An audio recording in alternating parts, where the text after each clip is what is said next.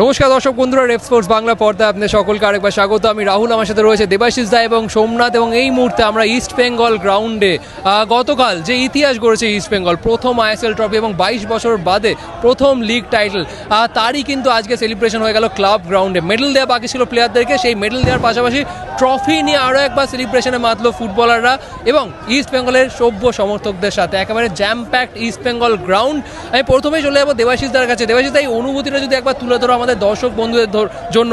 দেখে একবারে পরিষ্কার বোঝা যাচ্ছে যে 22 বছরে যে জমে থাকে যে অপেক্ষা, সেটা যে অবসান হওয়াটা যে ঠিক কীরকম বোঝায়, সেটাই আজকে প্রত্যেকটা ফ্যান্সদের মুখে চোখে স্পষ্ট বোঝা যাচ্ছিল। একদম রাহুল, একদম এই সেলিব্রেশন যদি কোনো সেলিব্রেশনের ধারে কাছে যায় সেটা হলো এশিয়ান কাপ জয়ের সময় আমরা দেখেছিলাম এয়ারপোর্ট থেকে হায়াত হোটেল আসতে প্রায় 3 ঘন্টা লেগেছিল। দমদম বিমানবন্দর থেকে হায়াত হোটেল আসা অবধি 3 ঘন্টা লেগেছিল বাসে মাইক ওকরো ডগলাসদের। সুতরাং ওই দিনে যেরকম উচ্ছ্বাস দেখা গেছিলো সেটা কল্পনাতীত। এবং তারপরে আবারও সেই ফিরে এলো সেই দিন, মানে ইস্টবেঙ্গল জনতার যে উন্মাদনা 22 বছরে চেপে থাকা যে একটা ব্যথা, সেই সেটা যেন ঝরে পড়লো। সেটার একটা ফুলঝুরি আমরা দেখলাম আজকে স্ট্যান্ডসে। আতশবাজি থেকে, আবির থেকে, স্মোক বোম থেকে, ফ্ল্যাগ থেকে, টিফো থেকে কি না ছিল। এবং প্রতিটা সদস্য সমর্থকদের গায়ে ছিল প্রিয় লালুলুর জার্সি। এবং একটা আবেগের বিচ্ছুরণ ঘটলো আজকে ইস্টবেঙ্গল মাঠে। এবং গত 1.5 ঘন্টা যে উন্মাদনা আমরা লক্ষ্য করলাম, এটা বোধহয় ইস্টবেঙ্গল আরও একবার দেখা হলো যে বাংলা ফুটবল বেঁচে আছে। একেবারেই তাই। 8 থেকে 80 এবং সব ধরনের এজের কিন্তু সমর্থকরা উপস্থিত ছিল আজকে ইস্ট বেঙ্গল গ্রাউন্ডে। কেউ অফিস বাঙ্ক করে এসে, তো কেউ কলেজ বাঙ্ক করে, তো কেউ স্কুল মিস করে আজকে চলে আসে ইস্ট বেঙ্গল গ্রাউন্ডে। কারণ এই যে মোমেন্টটা ইস্ট বেঙ্গল ফ্যান্সরা কোনোভাবে কিন্তু মিস করতে চাইছেন না। সেই কারণে সকল সমর্থকরা কিন্তু আজকে উপস্থিত ইস্ট বেঙ্গল গ্রাউন্ডে। এবং একবারে বলতে গেলে আবেগের বিস্ফোরণ ঘটলো আজকে ইস্ট বেঙ্গল মাঠে, সরাসরি বলতে গেলে। এবার সোমনাথের কাছে চলে আসবে। সোমনাথ, একই রকম ইমোশন, একই রকম ফিলিং, একই রকম সেলিব্রেশন আমরা দেখলাম প্লেয়ারদের মধ্যেও। কারণ এই টিমে বহু প্লেয়ার যারা গত বছর এই দলটার সদস্য ছিল, গত বছর আমরা জানি সেরকম ভালো যায়নি ইস্টবেঙ্গলের জন্য। তো সেখান থেকে এই যে অপেক্ষা, এতদিন তাদেরও একটা অপেক্ষা ছিল, সেটা শেষমেশ অবসান হলো। প্লেয়ারদের তুমি যদি রিয়াকশনটা একবার তুলে ধরো, এবং তার সাথে প্লেয়ারদের ফ্যামিলি, এবং the best part was IW এর ট্রফিটাও কিন্তু আজকে রাখা হলো এবং দুটো ট্রফি একসাথে রেখে সেলিব্রেট করলো ইস্টবেঙ্গল ক্লাব ম্যানেজমেন্ট। একেবারেই আমি যদি কথা বলতে হয়, যখন টিম ঢুকলো ইস্টবেঙ্গল গ্রাউন্ডে, আমার মনে হয় যে প্রথম কথা অবশ্যই বলতে হয় যে পরিবার যারা এসেছিল, প্লেয়ারদের পরিবার, তাদের জন্য কিন্তু একটা ভালো এক্সাম্পল সেট করে দিল আজকে এই এনভায়রনমেন্টটা। বিদেশি প্লেয়ার, তাদের পরিবার, তাদের একটা কল্পনা থাকে যে ভারতে কীরকম ফুটবল হয়, ভারত কীরকম দেশ, সেখানকার মানুষজন কীরকম।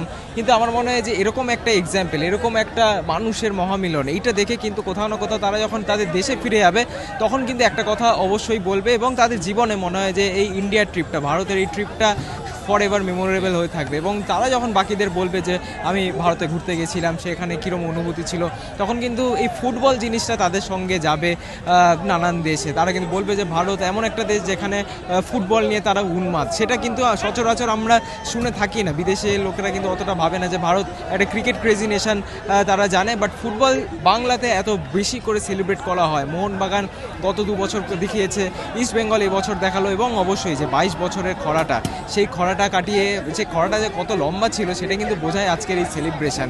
অসাধারণ সেলিব্রেশন ছিল এবং প্লেয়াররাও সেই সেলিব্রেশনে কিন্তু মেতেছে। যখন এই মাঠে তারা ঢুকেছে, অবশ্যই গান ছিল, সমর্থকরা চ্যান্ট করছিল এবং প্লেয়াররা কিন্তু তারা সেই গানে পা না মিলিয়ে থাকতে পারলেন না, তারাও কিন্তু নাচলেন। আনোয়ার আলী, প্রফসুকন সিঙ্গেল, আমাদের রেপ স্পোর্টস বাংলা চ্যানেলে আপনারা পেয়ে যাবেন রিলে। আনোয়ার আলী, প্রফসুকন সিঙ্গেল তারা ডান্স করছে। আমার আইডিয়া ছিল না যে আনোয়ার আলী এত ভালো নাচেন।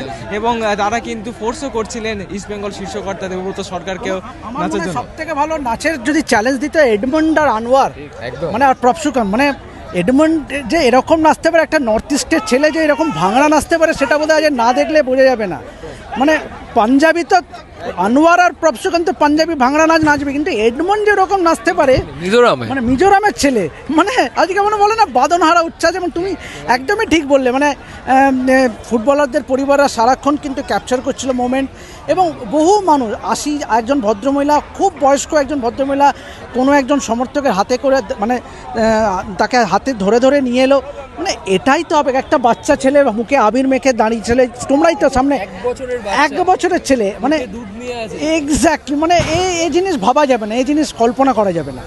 সেই বাচ্চাটির বাবা বলছেন যে এখন থেকেই তার মধ্যেই ইস্ট বেঙ্গলের যে প্যাশন সেটা ইনজেক্ট করার চেষ্টা করছে, মানে বুঝতেই পারছেন মানে মানে মানে মোহনবাগান ইস্ট বেঙ্গল সমর্থকরা কতটা উন্মাদ তারা, মানে এটা পরিষ্কার, এই প্যাশন এই জয় এটা totally unmatched in Indian football. আমি দেবাশিসদার কাছে আরও একবার আসবো। Debashis, you are speaking to Emami officials as well. আমরা জানি সকলের একটা মনে একটা প্রশ্ন রয়েছে এই সেলিব্রেশনের মধ্যেও, একটা প্রশ্ন তো অবশ্যই রয়েছে ইস্ট বেঙ্গল ফ্যান্সদের মধ্যে, what's the future of Emami with east Bengal? So কি মনে হচ্ছে, কি ইন্ডিকেশন মিলছে? দেখো রাহুল, সোমনাথ, তোমরা দুজনেই জানো যে এটা গত কয়েকদিন ধরেই এটা কিন্তু আলোচনা চলছে। In fact Oscar Bruzon Mumbai city ম্যাচের আগে যেটা জানিয়েছিল যে তিনি দায়িত্ব ছেড়ে দেবেন, যদিও এখনও কিন্তু সেই মানে যদিও এই সব দেখে তিনি কি একটুটা ইমোশনাল হয়ে গেছিলেন, কিন্তু at the end of the day দেখো, যদি আইএসএল-এ রোড ম্যাপ না থাকে, he is a professional coach after all, এবং তাই জন্য তুই এখানে যদি সেই রোড ম্যাপ না থাকে তুই এখানে তো পড়ে থাকবেন না। হি ক্যানট স্যাক্রিফাইস হিজ, মানে ওনারও একটা প্রফেশনাল জব আছে। সুতরাং আজকে আদিত্য আগরওয়াল এবং বিভাস আগরওয়াল যখন এই ক্লাব ছাড়ছিলেন তখন আমি তাদের প্রশ্ন করি যে হোয়াট ইজ দ্য প্ল্যান, মানে অস্কার ব্রুজোকে কি আপনারা রাখবেন? তখন তিনি বললেন ধৈর্য ধরুন না, দেখাই যাক না। সুতরাং ইঙ্গিত বাই খুব বক্তব্য যে তারাও আশাবাদী যে অস্কার ব্রুজোর সঙ্গে 30শে মে অবধি এর কন্ট্রাক্টটা হয়ে গেলে কিন্তু জুন মাসের গোড়ায় কিন্তু বসতে পারে, এবং তারপরে ততদিন আমরা তাই আগামীকাল একটা বৈঠক আছে এআইএফএফের। সুতরাং কিছুটা পরিষ্কার হলে, রোডম্যাপ কিছুটা পরিষ্কার হলে ডেফিনেটলি আই থিঙ্ক যে অস্কার ব্রুজো যে ইমোশন, যে আবেগটা দেখলো, তাতে আমার মনে হয় he will stay back for another season. কিন্তু যদি একান্তই, মানে দেখুন, যদি তো একটা থাকেই, 1% একটা যদি কিন্তু থাকে, তাহলে কিন্তু মানে আনফর্চুনেট, এর থেকে খারাপ কিছু হতে পারে না ইস্টবেঙ্গলের জন্য। এরকম একটা টিম, এরকম একটা কোচ যিনি গত মরশুমে 7 নম্বর জায়গা থেকে হাল ধরেছিলেন, সেখান থেকে এবারে চ্যাম্পিয়ন, মানে এই যে ট্রান্সফরমেশন, মানে এটা কত সমালোচনা হয়েছে অস্কার ব্রুজো যখন খারাপ করছিল তখন কত কি হয়েছে, প্রাক্তন ফুটবলার থেকে সাংবাদিক থেকে আরম্ভ করে মিডিয়াতে কত কি লেখালেখি হয়েছে, কিন্তু he has stuck with the team, এবং টিমের মধ্যেও কিন্তু সেই বিশ্বাসটা সঞ্চার করেছিল, এবং obviously results are there for everyone to see. একেবারেই তাই, এবং the best part of today celebration was Saul Crespo. আপনারা জানেন সল ক্রেসপো ইনজিওর্ড, তার হাঁটুতে এখনও চোট রয়েছে, তিনি খুব একটা ভালো রকমভাবে হাঁটতে পারছে না, বাট সেই ব্যথা নিয়ে, সেই চোট নিয়ে তাকে আজকে দেখা গেল সেলিব্রেশনে মারতে। অবশ্যই টিমের সাথে একসাথে গিয়ে তিনি মেডেল নিলেন ঠিকই, বাট তারপর আনোয়ার প্রভসুকান গিল যখন ভাংড়াতে মাতলেন তখন তাদের সাথে জয়েন করলেন সল ক্রেসপো। তিনি একটা পায়ে ঠিক মতন দাঁড়াতে পারছেন না ঠিকই, কিন্তু সেই এক পায়ে তিনি তাকে কিন্তু আনন্দে কিন্তু মারতে দেখা গেল প্রভসুকান গিল এবং আনোয়ার আলীদের সাথে। সল ক্রেসপো আমরা জানি ইস্টবেঙ্গল টিমের ক্যাপ্টেন। গতকাল একটা সুন্দর ছবি ধরা পড়েছিল, সৌভিক চক্রবর্তীকে আমরা দেখছিলাম ক্যাপ্টেন আর্মব্যান্ডটা পরিয়ে দিচ্ছেন সল ক্রেসপোর হাতে, সল ক্রেসপোর হাতে ক্যাপ্টেন আর্মব্যান্ডটা পরিয়ে দিয়েছিলেন, এবং একটা রেসপেক্ট। সল ক্রেসপো আমরা জানি শেষ 3টে ম্যাচ খেলেনি ইস্টবেঙ্গলের জন্য, but out of respect Souvik Chakraborty Saul ক্রেসপোকেই ক্যাপ্টেন আর্মব্যান্ডটা পরিয়ে দিয়ে বললেন যে তাকেই বললেন যে ট্রফিটা লিফট করতে। এবং এটাই আমার মনে হয় পরিষ্কার বোঝাচ্ছে ইস্টবেঙ্গল টিমের ড্রেসিং রুমটাও কতটা হেলদি, বন্ডিংটা কত ভালো প্লেয়ারদের মধ্যে, এবং সেটাও আমার মনে হয় একটা কি ফ্যাক্টর এই ইস্টবেঙ্গল টিমটা চ্যাম্পিয়ন হওয়ার পিছনে। বাট সোমনাথকে দিয়ে শেষ করব, এবার চ্যাম্পিয়ন ইস্টবেঙ্গল খেলতে নামবে আগামী আইএসএল মৌসুমে বা আগামী ফুটবল মৌসুমে। অন্যরকম ইস্টবেঙ্গলকে আমরা দেখবো, এত বছর যে আমরা দেখছিলাম একটা স্ট্রাগল করছিল, এবার প্রত্যেকটা team will be aware of champion East Bengal, এবং ইস্টবেঙ্গলকেও একটা চাপ সৃষ্টি যে এবার সেই চ্যাম্পিয়নশিপটা রিটেন করতে হবে এবং চ্যাম্পিয়নের মতন খেলতে হবে। অবশ্যই দেখো, ইস্টবেঙ্গল যদি এই কোর টিমটা ধরে রাখতে পারে তাহলে নিঃসন্দেহে ওয়ান অফ দ্য ফেভারিটস হবে আবারও চ্যাম্পিয়ন হওয়ার জন্য। বাট এই একটা ফ্যাক্ট ইস্টবেঙ্গল সমর্থকরা খুব ভালোভাবে জানবেন যে আসিয়ান জেতার পরেও কিন্তু ইস্টবেঙ্গলের সেই দলটা ভেঙে যায়, অর্থাৎ যেই উন্মাদনা, এর থেকেও বেশি উন্মাদনা হয়েছিল। দেবাশিস দা যেরকম বললো যে আসিয়ান জয়ের পরে, তারপরে কিন্তু টিমটা ভেঙে যায়। ইস্টবেঙ্গল কর্মকর্তা হোক, ইমামি ম্যানেজমেন্ট হোক, লেগাসি অফিসিয়ালস হোক, সবারই কিন্তু এই দিকটা থেকে বেঁচে থাকতে হবে। তাদেরকে কিন্তু মাথায় রাখতে হবে যে কোর টিমটা অনেক দিন ধরে বানানো হয়েছে, 2, 3, 4টে সিজন লেগেছে কোর টিমটা বানানোর জন্য, তো সেটা কিন্তু কোনোভাবে হারানো যাবে না। এবং কোচও ইনফ্যাক্ট অস্কার ব্রুজো যেই বলতে পারেন ইস্টবেঙ্গলের নার্ভটা তিনি ধরে রেখেছেন, যে টাফ ম্যাচেসে ইস্টবেঙ্গল ম্যাচগুলো বের করতে পারতো না, এইটা যখন ইস্টবেঙ্গল এখন করতে শুরু করে দিয়েছে, আই থিঙ্ক অস্কার ব্রুজোকে একটা লং টার্ম কন্ট্রাক্ট অবশ্যই দেওয়া উচিত। লং টার্ম না হলেও অ্যাটলিস্ট 1 বছরের তো এক্সটেনশন তাকে দেওয়াই উচিত, এবং যাতে এই যে কোর টিমটা আছে তারা যাতে থাকে এবং পরবর্তী আইএসএলও খেলে, তাহলে আমার মনে হয় যে ইস্টবেঙ্গল এই যে মেন্টালিটিটা দেখিয়েছে এই বছরের আইএসএলে সেটা অব্যাহত থাকবে, এবং যেই টিমটা আছে সেখানে কিছু আরও ভালো কিছু অ্যাডিশনস, কিছু ইন্ডিয়ান প্লেয়ার, কিছু ভালো বিদেশি স্ট্রাইকার, সেগুলো যদি অ্যাড করা যায় তাহলে ইস্ট বেঙ্গলকে হয়তো আমরা আরও ভয়ঙ্কর রূপে দেখতে পারবো। বাট সেটার জন্য সবথেকে ইম্পর্টেন্ট হবে কোর টিমটা ধরে রাখা। আসিয়ানে যেই ভুলটা ইস্ট বেঙ্গল করেছিল, আশা করা যায় যে সেই ভুলটা ইস্ট বেঙ্গল আবার করবে না এই বছরের আইএসএল জিতে।